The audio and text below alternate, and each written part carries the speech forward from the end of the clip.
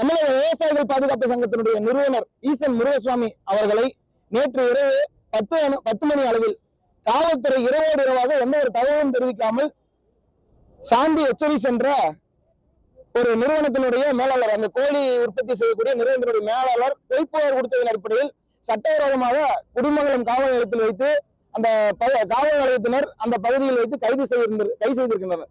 இது முழுக்க சட்டவிரோதம். ஏனென்றால் எந்த ஒரு தகவலும் தெரிவிக்காமல் நம்மளுடைய விவசாயிகள் நிர்வாகிகள் எல்லாம் விடிய தேடி அலைந்திருக்கிறார்கள். ஒரு தலைவரை எந்த ஒரு தகவல் தெரிவிக்காமல் இப்படித்தான் சட்டவிரோதமாக தமிழ்நாடு அரசு கைது செய்ய சொல்லிச்சா என்று கேட்க வேண்டிய ஒரு சூழ்நிலையில், அதுவும் தைத்திருநாள் அன்று திமுக தமிழ்நாடு அரசு இது போன்ற சட்டவிரோத வேலையை தூண்டிவிட்டிருப்பது விவசாயிகளை தமிழ்நாடு அரசு எப்படி கையாள்கிறது என்பதை காட்டியிருக்கிறது.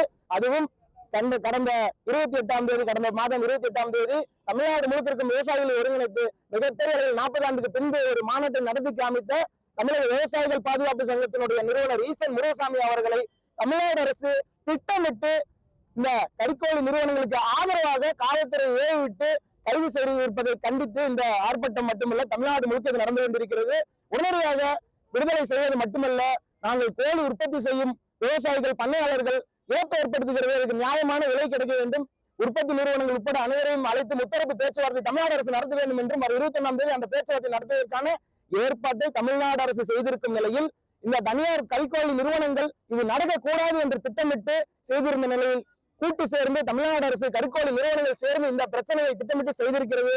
இதற்கு விவசாயிகள் மத்தியில் மிகப்பெரிய எதிர்ப்பு வரும். தமிழ்நாடு அரசு இந்த பிரச்சனையை சுமூகமாக அணுக வேண்டும், உடனடியாக விடுதலை செய்ய வேண்டும். இது போன்ற விவசாயிகள் எதிரான போக்கை தமிழ்நாடு அரசு திரும்ப செய்தால் தமிழக விவசாயிகள் பாதுகாப்பு சங்கம் மிகப்பெரிய அனைவரையும் ஒருங்கிணைத்து மிகப்பெரிய போராட்டத்தை முன்னெடுக்கும். இது போன்ற காவல்துறையை வைத்து அடக்குமுறையை தமிழ்நாடு அரசு ஏற நினைத்தால் அதற்கு உண்டான விலையை தமிழ்நாடு அரசு கண்டிப்பாக சந்திக்கும். சட்டத்தின் ஆட்சியை மூடி மறைக்க நாங்கள் ஒருபோதும் விடமாட்டோம் என்பதை இதன் மூலம் தெரிவித்துக் கொள்கிறோம்.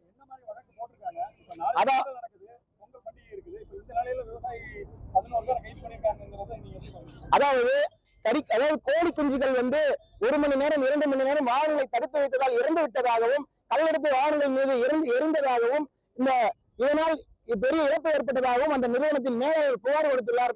ஈசன் அவர்கள் அந்த இடத்தில் இல்லை. விவசாயிகள் தங்களிடத்தில் கறிக்கோழி குஞ்சுகளை இறக்க வேண்டாம், நாங்கள் உற்பத்தி போராட்டத்தில் இருக்கிறோம், நியாயமான விலை உத்தரவு பேச்சுவார்த்தை முடிந்த பின்பு எங்களுக்கு கறிக்கோழி இறக்கலாம், தொழில் செய்யலாம், அதுவரை விலை நிர்ணயம் செய்யும் வரை வேண்டாம் என்று கூறியும் அவர்களிடம் செக், பாண்டு போன்ற விஷயங்களை பெற்றுக்கொண்டு உங்களுக்கு இழப்பு ஏற்படும், உங்களை சட்ட ரீதியாக எதிர்கொள்வோம், பிரச்சனை சந்திக்க நேரிடும் என்று மிரட்டி அச்சுறுத்தி இறக்கி விடும் பொழுது நம்ம விவசாயிகள் நிர்வாகிகள் ஆதரவாக சென்று இறக்க வேண்டாம், திருப்பி செல்லுங்கள் என்று சொன்ன பொழுது 1 மணி நேரத்தில் குஞ்சுகள் இறந்து விட்டதாக 10 லட்சம் குஞ்சுகள் இறந்து விட்டதாக பொய்ப்புகார் கொடுத்திருக்கிறது.